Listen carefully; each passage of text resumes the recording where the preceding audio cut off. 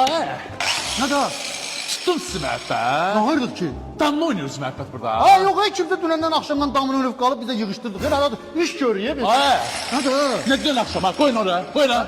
Ne yaxşı. Ne deyirsən ki 2 saate kurtarırım işi. Ha. Bu ne de? Ha. Bu ne kadar toy hazırlaşır bu. Ne kalsın da bu? Ha bir dəqiqə şairlə əlin işin olmasın. Saat neçədir?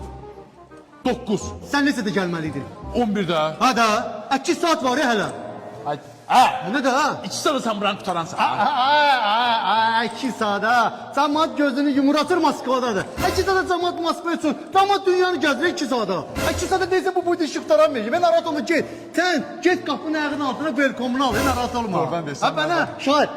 Bir dənə xoddan şair. 2 saata bitirəcəyik işi. Qoyma olsun əlimizdə altının 5-i. Ay, Nə də?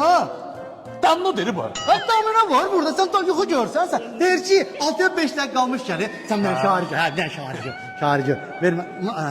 Ver mən özüm görərəm. Get. Get. Hə, narahat olma. 2 saata hazırdır. Gəl.